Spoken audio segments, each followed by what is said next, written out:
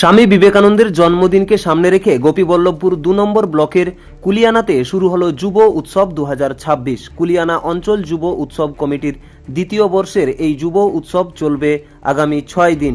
শুক্রবার রান্টুয়া থেকে কুলিয়ানা বিবেকানন্দ মোড় পর্যন্ত পদযাত্রার আয়োজন করা হয়। পরে বিবেকানন্দের মূর্তিতে মাল্যদানের মাধ্যমে অনুষ্ঠানের সূচনা হয়।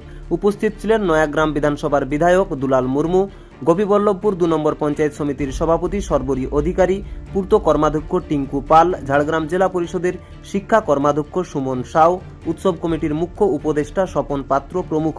মূলত গ্রামীণ এলাকায় বিবেকানন্দের আদর্শ চর্চার ক্ষেত্রে এই আয়োজন বলে জানান মুখ্য উপদেষ্টা স্বপন পাত্র।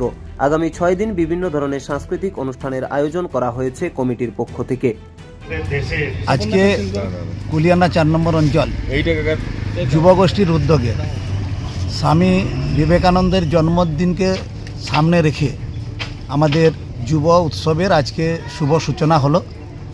আমরা রান্টুয়া থেকে বিবেকানন্দ চক পর্যন্ত পদযাত্রার মাধ্যমে আমরা এই অনুষ্ঠানের শুভ সূচনা করলাম। কতদিন ধরে চলবে এই উৎসব?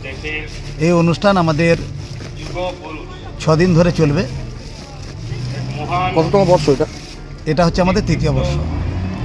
কারা কারা উপস্থিত আছেন? আমাদের মধ্যে এখানে উপস্থিত আছেন আমাদের বিধায়ক দুলাল মুর্মু সম্মানীয়, আমাদের পঞ্চায়েত সমিতির সভাপতি সর্বরী অধিকারী, আমাদের পঞ্চায়েত সমিতির কর্মাধ্যক্ষ বিশিষ্ট সমাজসেবী টিঙ্কু পাল, আমাদের থানার ওসি সাহেব নীলু মণ্ডল থেকে আরম্ভ করে আমাদের সুমন সাউ, জেলা পরিষদের শিক্ষা কর্মাধ্যক্ষ, এরা উপস্থিত ছিলেন আজকের এই অনুষ্ঠানে। এই যে প্রত্যন্ত আপনাদের এই গ্রাম কুলিয়ানা, এই ধরনের ভাবনা কী কারণে?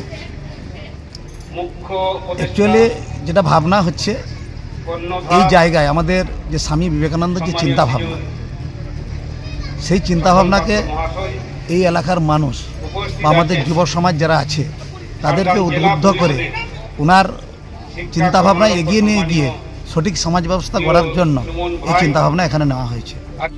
ঝাড়গ্রাম থেকে শঙ্কর পালের রিপোর্ট, রূপসী বাংলা মিডিয়া।